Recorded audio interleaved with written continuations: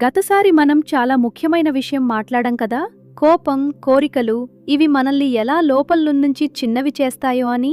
అవునమ్మా, కామం అనేది మనసుని కప్పేస్తుందని చెప్పారు కదా, అది పొగలాంటిదని. నాకు అది బాగా అనిపించింది.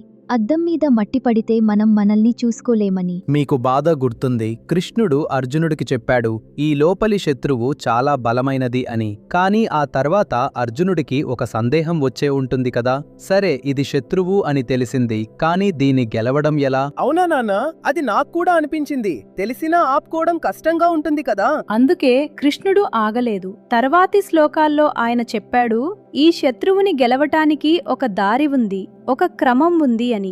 ఇప్పుడు ఆ శ్లోకాలు చూద్దాం. తస్మాత్వమింద్రియాణ్యాదౌ నియమ్య భరతర్షభ పాప్మానం ప్రజహిహ్యేనం జ్ఞాన విజ్ఞాన నాశనం. కృష్ణుడు అర్జునుడికి చెప్తున్నాడు, భరతవంశంలో శ్రేష్ఠుడా, అందుకే మొదట ఇంద్రియాలని నియంత్రించు. ఈ పాపాన్ని, జ్ఞానాన్ని, విచక్షణని నాశనం చేసే దీన్ని పారద్రోలు. అమ్మా, ఇంద్రియాలంటే ఏమిటి? ఇంద్రియాలు అంటే మన కళ్ళు, చెవులు, ముక్కు, నోరు, చేతులు అన్నీ కలిసి. వీటితో మనం బయటి ప్రపంచాన్ని అనుభవిస్తాం, చూస్తాం, వింటాం, తింటాం, తాకుతాం. అవి మనకు హెల్ప్ చేస్తాయి కదా నాన్న, అవి ఎందుకు ప్రాబ్లం? అవి చెడ్డవి కాదు మీరా, కానీ ఇంద్రియాలు చాలాసార్లు మనల్ని లాక్కెళ్తాయి. ఇది కావాలి, అది కావాలి అని. వాటిని మనం నడిపించకపోతే అవి మనల్ని నడిపిస్తాయి. అంటే ఇంద్రియాలు మనల్ని కంట్రోల్ చేస్తాయా? అవి మనల్ని లాగుతాయి అంతే. మనం వాటిని ఆపగలిగితే మనమే నడిపిస్తున్నట్టు, ఆపలేకపోతే అవే నడిపిస్తాయి. ఇంద్రియాలని నియంత్రించడం అంటే మంచి నిర్ణయాలు తీసుకోగలిగే శక్తి వస్తుంది. నాన్న, కేక్ చూస్తే తినాలని అనిపిస్తుంది కదా, అది ఇంద్రియాలా? సరిగ్గా, కళ్ళు కేక్ చూశాయి, నోరు తినాలని అంది, కానీ డిన్నర్ అయ్యాక తినాలని నువ్వు ఆదదలిగితే అది ఇంద్రియాలని నియంత్రించడమే. చిన్న విషయంలో చేసే ఆ ఆగడమే కృష్ణుడు చెప్పేది. కానీ నాన్న, కృష్ణుడు అర్జునుడికి యుద్ధభూమిలో ఇంద్రియాలు నియంత్రించమని చెప్తున్నాడు, అక్కడ కేకేముంది? బాగా అడిగావు ఆరవ్. అర్జునుడికి ఉన్న ఇంద్రియాల సమస్య వేరే రకంది. తన కళ్ళు తన గురువుల్ని, బంధువుల్ని చూశాయి. మనసు వీళ్ళని చంపలేను అని అరిచింది. ఆ భావోద్వేగాలు అతన్ని లాగేశాయి. కృష్ణుడు అంటున్నాడు, ముందు ఇంద్రియాలని నియంత్రించు, అప్పుడు నీకు స్పష్టత వస్తుంది. అవునా అమ్మా?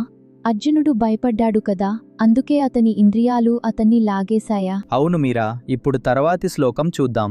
కృష్ణుడు ఇంద్రియాల గురించి మరింత లోతుగా చెప్తున్నాడు. ఇంద్రియాణి పరాణ్యాహురింద్రియేభ్యః పరం మనః మనసస్తు పరా బుద్ధిర్యో బుద్ధేః పరతస్తు సహా. ఇంద్రియాలు జడమైన వస్తువుల కంటే గొప్పవి అంటున్నాడు కృష్ణుడు. ఇంద్రియాల కంటే మనసు గొప్పది, మనసు కంటే బుద్ధి గొప్పది, బుద్ధి కంటే మరింత గొప్పది, అది ఆత్మ. అమ్మా, ఇదొక లాడర్ లాగా ఉంది కదా, ఇంద్రియాలు, మనసు, బుద్ధి, ఆత్మ. సరిగ్గా చెప్పావు. ఇది ఒక క్రమం. ఒక్కో మెట్టు పైన ఉన్నది కిందిదాన్ని చూడగలదు, అర్థం చేసుకోగలదు. నాన్న, మనసు ఇంద్రియాల కంటే గొప్పది అంటే ఏమర్థం? చూడు మీరా, నీ కళ్ళు ఒక రంగు చూస్తాయి, నీ చెవులు ఒక శబ్దం వింటాయి, కానీ అవి ఏమిటో అర్థం చేసుకోవడం మనసు పని. ఇంద్రియాలు కేవలం సమాచారం తీసుకొస్తాయి, మనసు దాన్ని అనుభవిస్తుంది. అయితే బుద్ధి మనసు కంటే ఎందుకు గొప్పది నాన్న? మనసు చాలాసార్లు ఒక్కో క్షణం మారుతూ ఉంటుంది. ఇప్పుడు సంతోషం, ఇప్పుడు భయం, ఇప్పుడు కోపం.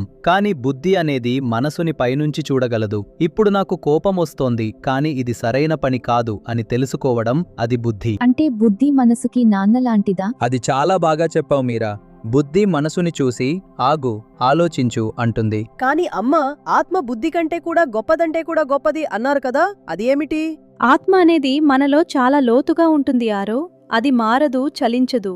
ఇంద్రియాలు, మనసు, బుద్ధి ఇవన్నీ దాని చుట్టూ ఉన్న పొరలు. ఆత్మ ఏ పొర కాదు, అది అన్నిటికీ లోపల ఉండే నిజమైన మనం. అమ్మా, అర్జునుడికి ఈ లాడర్ తెలుసా? తెలుసు, కాని ఆ క్షణంలో అతను మర్చిపోయాడు. మనసు పైకి వచ్చేసింది, బుద్ధి కిందకి పోయింది. అందుకే కృష్ణుడు మళ్లీ గుర్తు చేస్తున్నాడు. ఇప్పుడు చివరి శ్లోకం చూద్దాం. కృష్ణుడు ఇక్కడ ఏం చేయమంటున్నాడో. ఏవం బుద్ధే పరం బుద్ధ్వా సంస్తభ్యాత్మానమాత్మన జహి శత్రుం మహాబాహో కామరూపం దురాసదం.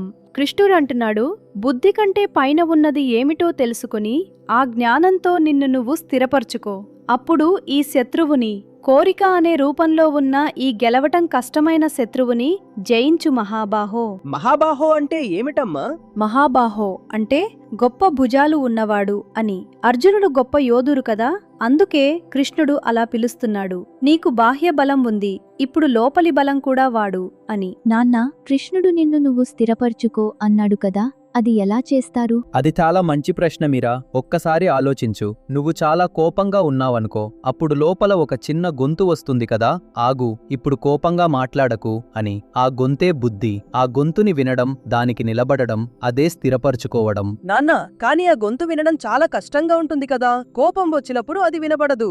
అవును ఆరవ్, నువ్వు నిజం చెప్పావు. అందుకే కృష్ణుడు నేర్చుకో అన్నాడు. ఒక్కసారిలో కాదు, ప్రతిసారి ఆ గొంతుని వినే అలవాటు చేసుకుంటే అది నెమ్మదిగా బలంగా అవుతుంది.